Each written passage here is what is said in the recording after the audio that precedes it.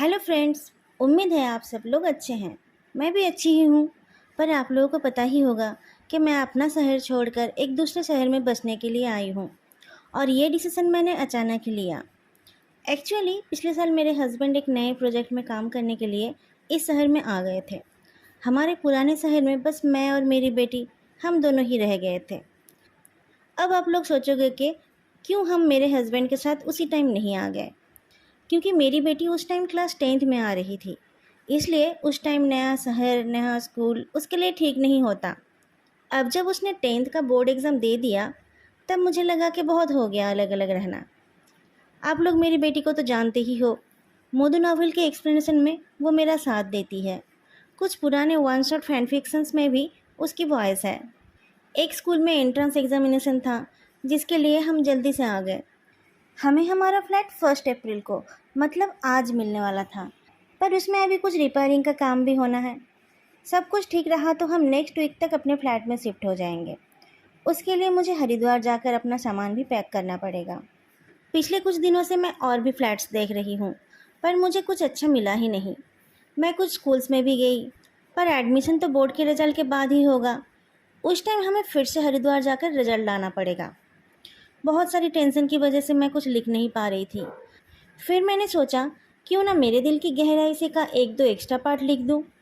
आज मैं ऐसा ही एक एक्स्ट्रा पार्ट लेकर आई हूँ। आज का पार्ट एक कॉन्सोलेशन प्राइज़ की तरह है। ये बस उनकी डेली लाइफ की एक झलक है। लव स्टोरीज़ की एक्चुअली कोई एंडिंग नहीं होती है। प्यार करने वाले तो ज़िंदगी भर प्यार करते रहते हैं। हम राइटर्स अपनी सहूलियत के हिसाब से किसी स्टोरी को एक एंडिंग दे देते हैं और बोलते हैं कि और फिर वो खुशी खुशी रहने लगे। पर उनकी ज़िंदगी तो चलती रहती है और ज़िंदगी के रास्ते में जैसे हमें सुंदर नज़ारे देखने को मिलते हैं, उसी तरह से रोड पर गिरे पत्थर भी मिलते हैं। कभी कभी ख़राब मौसम मिलता है और कभी सुहाना दिन। मेरे दिल की गहराई से एक ऐसी स्टोरी है जहाँ विभूषण एक अनप्रेडिक्टेबल कैरेक्टर है।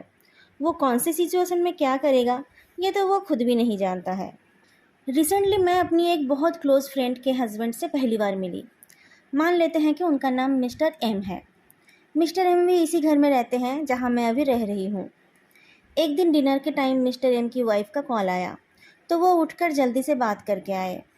ऐसे तो वो हर रात डिनर के बाद लगभग 1 घंटे तक अपनी बीवी बच्चों से वीडियो कॉल में बातें करते हैं, पर उस दिन उनको ऑफिस से आने में लेट हो गया था और उनके आते ही हम डिनर करने बैठ गए थे। जब वो वापस आए तब मेरी बेटी ने कहा, अंकल आज इतनी जल्दी बातें ख़त्म हो गई। मिस्टर एम ने कहा, मैं खाना खाने के बाद दोबारा कॉल कर लूँगा।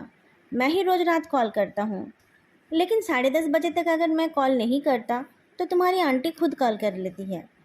मैंने कहा, वो तो बोल रही थी कि आप उससे ठीक से बात नहीं करते हो। पिछली बार जब मैं उससे मिलने उसके घर गई थी तब उसने कहा था कि आप 2 महीने से उससे बात नहीं कर रहे थे, सिर्फ बच्चों से बात कर रहे थे। तो उन्होंने कहा, हाँ उस टाइम हमारी बात नहीं हो रही थी। मेरे हस्बैंड की एक फ़ीमेल फ्रेंड मिस सी भी उस दिन हमारे साथ डिनर कर रही थी। उसने पूछा, क्यों, क्या हो गया था, किस बात पर लड़ाई हुई थी। जवाब में मिस्टर एम ने कहा, जिस वाइफ को जितना मिलता है वो उतना ही ज़्यादा डिमांड करती है। मैं शराब नहीं पीता, स्मोक भी नहीं करता, मैं कहीं इधर उधर भी नहीं जाता, घर से ऑफिस और ऑफिस से सीधा घर आता हूँ, फिर भी वो मुझसे खुश नहीं होती है। मैंने कहा, हस्बैंड भी ऐसे ही होते हैं। जिसकी वाइफ जितनी अच्छी होती है वो उतनी ज़्यादा कंप्लेन करते हैं। उनके लिए कुछ भी कर दो वो कभी खुश होते ही नहीं। बाद में मेरे प्यारे हस्बैंड ने मुझसे कहा, मैं तो तुमसे बहुत खुश हूँ, तुम्हारी जैसी कोई नहीं है, इतनी अच्छी वाइफ तो किसी के पास नहीं है। लगभग हम सबके पास ही ऐसे ही हस्बैंड है जो कहते हैं कि वो हमारे साथ बहुत खुश हैं, पर कंप्लेन करने का एक भी मौका नहीं गंवाते हैं। पर इस बात से हम डिसएग्री नहीं कर सकते कि जिनके पास ऐसे हस्बैंड्स हैं वो उनसे तो लकी ही होते हैं जिनके हस्बैंड कभी भी उनकी तारीफ़ नहीं करते, हर बात पर गलतियां निकालते हैं। मेरे दिल की गहराई से में लानवांगजी और विभूषण का रिश्ता कुछ ऐसा ही है। लानवांगजी को अपने हस्बैंड से हजारों कंप्लेन है, पर वो उस पर अपनी जान भी छिड़कता है। वो कभी दूसरों के सामने विभूषण की तारीफ़ नहीं करता, पर वो बहुत अच्छी तरह से जानता है कि उसे इससे बेहतर कोई नहीं मिलता। विभूषण की आदतों से वो परेशान तो हो जाता है और लड़ता भी रहता है, पर उसके बिना जीने का वो सोच भी नहीं सकता। लानवांग जी आयुन के ऊपर भी गुस्सा हो जाता है जब वो उसे अपने डैड की बुरी आदतों से इन्फ्लुएंस्ड होते हुए देखता है। ऐसा नहीं कि हमेशा आयुन खुद से ही इन्फ्लुएंस्ड हो जाता है, कभी कभी उसके डैड खुद उसे गलत काम सिखाते हैं। उइवुक्शन लानवांग जी के पीछे उसकी साफ सफाई की आदतों को उसकी बीमारी बोलता है और अपने बेटे के साथ मिलकर इस बात से दुखी होता है कि कैसे उनको भी लानवांग जी की वजह से हाइजीन का ज़्यादा ध्यान रखना पड़ता है।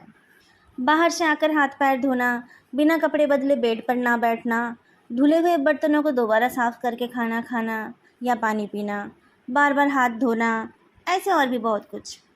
वुइवुक्शन और शिजुई दोनों ही इनमें से बहुत चीज़ों में हैबिचुएटेड हो गया है, पर कभी कभी वो दोनों थोड़ी बहुत चीटिंग कर लेते हैं। जब शिजुई हाथ या पैर धोना भूल जाता है और लानवांग जी से डांट खाता है, तब वुइवुक्शन लानवांग जी की साइड लेकर उसे डांट देता है।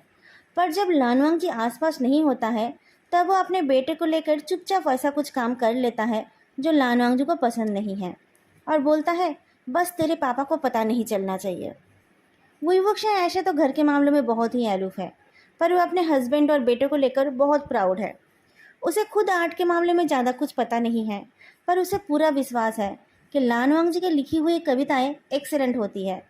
सीजुई में भी कुछ आर्टिस्टिक क्वालिटीज़ हैं, वो पेंटिंग्स अच्छा करता है। वुइवुक्शन तो अपने काम में और दोस्तों के साथ ही ज़्यादा बिजी रहता है। सीजुई की परवरिश लानवांग जी अकेले ही करता है। कभी अगर उसे किसी काम की जिम्मेदारी दी जाती है तो उस टाइम वुइवुक्शन और ज़्यादा काम में बिजी हो जाता है। पर जैसे जैसे सीजुई बड़ा होता रहा, वुइवुक्शन उसे कुछ और सिखाने की कोशिश करने लगा। देख, तू तो अब बड़ा हो रहा है, वुइवुक्शन ने एक दिन सीजुई से कहा। तेरे दोस्त लोग तुझे शराब पीने के लिए और ड्रग्स लेने के लिए बोलेंगे। एक बात याद रखना, ड्रग्स किसी भी हाल में नहीं लेना है। पर अगर तेरा शराब पीने का मन होता है तो तू मुझे बताना, मैं तुझे पिलाऊंगा। घर के बाहर किसी और के साथ मत पीना। मुझे नहीं पीना है, सिजुई ने कहा। हाँ हाँ, अभी नहीं पीना है, पर तू थोड़ा सा टेस्ट कर सकता है। वुइवुक्शन अपना ग्लास अपने बेटे की तरफ करता है। डैड, इसमें कितनी बदबू है, आप क्यों पीते हो इसे? सिजुई ने नाक सिकुड़ कर कहा। बदबू कहाँ है, इसकी खुशबू तो कितनी अच्छी है, वुइवुक्शन ने कहा। क्या चल रहा है यहाँ पर? लानवांग जी आकर पूछता है। कुछ नहीं, हम दोनों बाप बेटे बात कर रहे हैं, वुइवुक्शन ने कहा। उसके लिए भी मुझे तुमसे परमिशन लेनी पड़ेगी? आप मेरे बेटे को गलत चीज़ें सिखा रहे हो, लानवांग जी ने गुस्से से पूछा। तुम्हारा बेटा, मेरा कुछ नहीं है वो, वुइवुक्शन पूछता है। सिर्फ पैसे दे देने से कोई बाप नहीं बन जाता, आपने कभी कुछ सिखाया है उसको? लानवांग जी ने कहा। मैं सिखाता हूँ तो तुम्हें प्रॉब्लम हो जाती है, वुइवुक्शन ने कहा। आप अच्छी बातें सिखाओगे तो मुझे क्यों प्रॉब्लम होगी, पर आप तो अपनी गंदी आदतें उसे देना चाहते हो। कभी सिगरेट पीना सिखाते हो और कभी शराब पीना, उसको भी आप अपने जैसे बनाना चाहते हो, लानवांग जी ने पूछा। मेरे जैसे का क्या मतलब है, मैं अच्छा इंसान नहीं हूँ? तो तुमने मुझे पसंद क्यों किया, वुइवुक्शन ने कहा। गलती हो गई थी मुझसे, मैं प्यार में अंधा हो गया था, लानवांग जी ने कहा। अब बोलकर क्या फ़ायदा, तुमने गलती की है, तुम भुगतो। वुइवुक्शन ने ड्रिंक के ग्लास से एक सिप पिया। मैंने तो अपने लिए सबसे अच्छा लाइफ पार्टनर चुना है ना आयुन? सीजू एक इरिटेटेड फेस बनाकर बैठा था। उसने चेयर से उठते हुए कहा, मुझे अपने झगड़े में क्यों घसीट रहे हो? आप लोगों की गलत डिसीजन की वजह से मुझे ही सफ़र करना पड़ता है। तो तुम हमारे साथ खुश नहीं हो, लानवांग जी ने पूछा। हम शादी नहीं करते तो तुम हमारे साथ नहीं होते, तब तुम अपने बुआ के साथ ही रहते या फिर अपने चाचा के साथ। सीजी उस जगह से उठकर जा रहा था। अपने पापा की बात सुनकर वो रुक गया। क्या आप मुझे अडॉप्ट करके पछता रहे हो? मैं तो बच्चा था, आप लोगों को ठीक से सोचकर काम करना चाहिए था। मैंने कब कहा कि तुम्हें अडॉप्ट करके मैं खुश नहीं हूँ? मैंने बस ये कहा कि तुम्हारे डैड से मेरी शादी नहीं होती तो मुझे तुम नहीं मिलते। तुम मिले हो इसीलिए तो मैं उनकी सारी गलतियाँ माफ़ कर देता हूँ, लानवांग जी ने कहा। आपको वो पसंद नहीं है? सिजू ने पूछा। लानवांग जी के कुछ बोलने से पहले वुइवुक्शन बोल उठा। तेरे पापा को कोई और पसंद आ गया होगा, इसलिए मुझसे लड़ रहा है। ये बात सुनकर लानवांग जी को बहुत गुस्सा आया। उसने कहा, हाँ, इस बार मैं पिछली बार की तरह गलती नहीं करूँगा। आपको डिवोर्स देकर मैं किसी ऐसे इंसान से शादी करूँगा जो आपके जैसा शराबी नहीं होगा, सिगरेट भी नहीं पिएगा और मेरे आयुन से भी बहुत प्यार करेगा। मैं उससे प्यार नहीं करता, विभूषण ने पूछा। पर उसकी बातों को अनसुना करते हुए लानुआंगजी और शिजुई आपस में बातें करने लगे। पापा, बाकी सब तो ठीक है, पर डैड कितने क्यूट है। क्या आप मेरे लिए एक ऐसे डैड ला सकते हो जो बिल्कुल इनकी तरह ही दिखे? अब इनके जैसा दिखने वाला दूसरा आदमी मैं कहाँ से ढूंढूं? तुम्हें कोई दिख जाए तो तुम बताना। लानुआंगजी शिजुई का बाल ठीक करते हुए बोलता है। वुईवुक्शन ने कहा, तुम दोनों मिलकर मुझे घर से निकालने का प्लान कर रहे हो? किसी ने उस पर ध्यान नहीं दिया। शिजुई ने कहा, ठीक है, मैं खुद अपने लिए एक डैड ढूंढ लूँगा और इस बार हम दोनों मिलकर उनका टेस्ट लेंगे। फिर वुईवुक्शन को इग्नोर करके उसने लानुआंगजी को हग कर लिया। लानुआंगजी ने उसके फोरहेड पर किस किया तो उसने भी अपने पापा के गाल पर किस कर लिया। मुझे भूल गए तुम दोनों, वुईवुक्शन ने कहा। मुझे भी किस चाहिए। किस पाने लायक कोई काम किया है आपने? लानुआंगजी ने पूछा। आयुन ने कौन सा अच्छा काम कर दिया? वुईवुक्शन ने पूछा। उसके सवाल का जवाब ना देकर लानुआंगजी शिजुई के साथ उसके रूम में चला गया। वुईवुक्शन का प्लान था कि वो आराम से शराब पिएगा, पर अब उसका मन शराब में नहीं था। उसने बॉटल को उठाकर रख दिया, फिर अपना ग्लास लेकर वो किचन में चला गया और कुछ प्रिपेयर करने लगा। इस बीच जिंगी आ गया तो वुईवुक्शन ने उसे शिजुई के रूम में जाने के लिए कहा। थोड़ी देर में वो 4 ग्लास मॉकटेल और कुछ स्नैक्स बनाकर शिजुई के रूम में पहुंचा। ये सब क्या है? आपको किचन में जाने के लिए किसने कहा? लानुआंगजी ने पूछा। अब किचन में जाने के लिए भी मुझे तुमसे परमिशन लेना पड़ेगा, कहते हुए वुईवुक्शन स्नैक्स का एक टुकड़ा लानुआंगजी को खिलाता है। कैसा बना है बताओ? अच्छा बना है, पर नमक कम है, लानुआंगजी ने कहा। वुईवुक्शन भी थोड़ा सा खाता है। ठीक ही तो बना है, तुम बस मेरे किसी काम से खुश नहीं होते हो, उसने कंप्लेन किया। लानुआंगजी एक और टुकड़ा उठाने गया तो वुईवुक्शन ने प्लेट को हटा लिया। तुम्हें अच्छा नहीं लग रहा है तो खाने की ज़रूरत नहीं है, मेरे बच्चे खा लेंगे। बच्चों, तुम दोनों खा लो।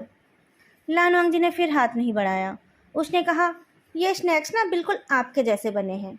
जैसे आप में सब कुछ अच्छा होते हुए भी एक दो कमी दिखाई देती है, इनमें भी सब कुछ ठीक होते हुए भी नमक की कमी पता चल रहा है। इसका तो एक ही सॉल्यूशन है, वुईवुक्शन ने कहा। अपना स्टैंडर्ड थोड़ा लो कर लो। तुम्हारा एक्सपेक्टेशन कम होगा तो तुम्हें मैं भी अच्छा लगूंगा और मेरा बनाया हुआ स्नैक्स भी अच्छा लगेगा।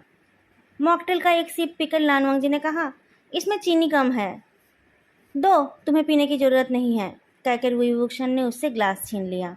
दूसरे हाथ में अपना ग्लास उठाकर वो रूम से निकल गया। पर मुझे पीना है। लानुआंगजी प्लेट से थोड़ा स्नैक्स उठाकर अपने हस्बैंड के पीछे पीछे चला गया। आज किस बात पर लड़ाई हुई थी? लानुआंगजी के निकलते ही जिंगी ने पूछा। वो ही पुरानी बात, और आज वो मुझे भी पिला रहे थे, शिजुई ने कहा। पापा उनके बिना रह भी नहीं सकते और फिर लड़ते भी रहते हैं। जिंगी कुछ देर चुप रहा, फिर उसने धीरे से कहा, ये तो अच्छी बात है ना कि उन दोनों में इतना प्यार है कि वो दोनों एक दूसरे के बिना रहना नहीं चाहते, नहीं तो तेरा हाल भी मेरे जैसा ही होता। शिजुई ने कुछ नहीं कहा। थोड़ी देर बाद जिंगी ने फिर से कहा, पर वो दोनों तो तेरे, अगर वो अलग होते हैं तो तेरी कस्टडी किसे मिलेगी? पता नहीं यार, शिजुई बोलता है। मैं इस बारे में सोचना भी नहीं चाहता, मुझे वो दोनों एक साथ चाहिए। मुझे भी, जिंगी ने कहा। उधर जैसे ही वुईवुक्शन अपने बेडरूम में पहुंचा, लानुआंगजी भी उसके पीछे पीछे रूम के अंदर चला गया और डोर लॉक कर दिया। तुम यहाँ क्या कर रहे हो? वुईवुक्शन नाराज होकर पूछता है। अपने बेडरूम में आने के लिए भी क्या मुझे आपसे परमिशन लेनी पड़ेगी? कहकर लानुआंगजी ने अपने हस्बैंड को पीछे से हग कर लिया। वुईवुक्शन ने कुछ जवाब नहीं दिया। उसने ग्लास से एक सिप पीकर दोनों ग्लास को बेड साइड टेबल पर रख दिया। लानुआंगजी वुईवुक्शन के शर्ट के अंदर हाथ डालता है। अब ये क्यों कर रहे हो? तुम तो मुझसे अच्छा किसी को ढूंढने वाले थे, वुईवुक्शन ने कहा। आपके बेटे ने कहा ना कि उसे आपके जैसे दिखने वाले डैड ही चाहिए। अब मैं आपके जैसा दिखने वाला हस्बैंड कहाँ से लाऊं? और फिर मेरी ऐसी किस्मत कहाँ जो मुझे आपसे अच्छा कोई मिल जाए। मैं आपसे ही काम चला लूँगा, लानुआंगजी ने कहा। मुझसे काम चला लोगे? मैं अपना सब कुछ देकर भी तुम्हें खुश नहीं कर पाता हूँ, वुईवुक्शन लानुआंगजी के हाथ को हटाते हुए बोलता है। क्या सब कुछ दिया है आपने? लानुआंगजी टेबल से एक ग्लास उठाकर मॉकटेल पीने लगा। आज आपकी छुट्टी थी, आपको हमें घुमाने ले जाना नहीं चाहिए था? वो तो आपने किया ही नहीं, उल्टा बॉटल लेकर बैठ गए। अब ये मांग रहा हूँ, ये भी आप देना नहीं चाहते, उसने कहा। कहाँ जाना है बताओ, मैं लेकर चलता हूँ। और तुम ड्राइविंग क्यों नहीं सीख रहे हो? खुद भी तो कहीं जा सकते हो, वुईवुक्शन ने कहा। मुझे आपके साथ ही जाना है। अकेले जाना होता तो आपसे शादी ही क्यों करता, लानवांग जी ने कहा। ठीक है, मैं ही लेकर चलूँगा, तुम रेडी तो हो जाओ, वुईवुक्शन ने मुस्कुरा कर कहा। जब वो सबके लिए मॉकटेल बना रहा था तब उसने अपने मॉकटेल में ग्लास में बचा हुआ अल्कोहल मिक्स कर दिया था। लानवांग को ये बात पता नहीं थी। उसे पता नहीं था कि कौन सा ग्लास उसका है। उसने गलती से वुईवुक्शन के ग्लास का ड्रिंक पी लिया। वुईवुक्शन ने एक पल के लिए उसे रोकने का सोचा था, पर उसे लगा कि ये बात बताने से वांगजी और गुस्सा हो जाएगा, इसलिए उसने अपना मुंह बंद रखा। लानवांग खाली ग्लास टेबल पर रखकर फिर से अपने हस्बैंड को टच करने लगता है। उसे पता भी नहीं चला था कि उसे नशा हो गया है। उसने नशीले आवाज़ में कहा, अभी मुझे ये चाहिए, आप ड्रिंक करते हो तो बहुत सिडक्टिव लगते हो। पहले मैं आपका नशा उतार दूं, उसके बाद हम घूमने जाएंगे। बच्चे, विभूषण ने कहा। वो खुद कितना सिडक्टिव लग रहा है ये उसे पता नहीं। उसे तो नशा हुआ भी नहीं है, पर नशे में लानवांग इतना सिडक्टिव लग रहा है कि उसे मना करना उसकी बस की बात नहीं है। उनको पता है कि हमारे बीच लड़ाई हुई है, वो दोनों अभी नीचे नहीं आएंगे। पहले मैं आपको खुश कर दूं, फिर उनको रेडी होने के लिए बोल दूंगा। लानवांग ने पहले अपना शर्ट और फिर अपने हस्बैंड का शर्ट उतार दिया। फिर उसने वुईवुक्शन के गर्दन पर किस किया। जान, टॉपलेस वुईवुक्शन मौन करते हुए बोलता है, तुम सिर्फ मुझे खुश करोगे? नहीं, लानवांग मुस्कुराता है, आपको खुश करने के बहाने मैं भी खुश हो जाऊंगा। आपकी और मेरी खुशी अलग थोड़ी है। वुईवुक्शन लानवांग के चेहरे को अच्छे से देखता है। उसे देखकर ये नहीं लग रहा है कि आज वो वुक्शिया को ड्राइव करने लायक छोड़ेगा। नशे में लानवांग रफ हो गया था। उनकी इंटीमेसी भी बहुत देर तक चलती रही और वुईवुक्शिया को मज़ा भी बहुत आया। उनके घूमने जाने का प्लान तो वाकई चौपट हो गया। इस वजह से नहीं कि वुईवुक्शिया ड्राइव करने लायक नहीं था, बल्कि इस वजह से कि लानवांग काम ख़त्म करके अपने हस्बैंड के ऊपर ही सो गया। वुक्शिया का उसे अपने ऊपर से उठाने का मन तो नहीं था, पर उसे बच्चों की याद आई। अपने हस्बैंड को धीरे से बेड पर सुलाकर उसने उसे साफ करके पैंट पहना दिया। फिर खुद फ्रेश होकर बच्चों के रूम में चला गया। बच्चे अब बड़े हो गए हैं, पता नहीं अब और कितने दिन वो अपने पेरेंट्स के साथ रहेंगे। वुईवुक्शिया उसके साथ कुछ और खुशनुमा पल बिता लेना चाहता है। दोस्तों, ये एक्स्ट्रा पार्ट यहीं पर ख़त्म होती है। आई होप आप लोगों को ये पार्ट अच्छा लगा है। प्लीज़ कमेंट करके बताइएगा और वीडियो को लाइक भी कर दीजिएगा। फिर मिलेंगे अगले वीडियो में, तब तक के लिए बाय।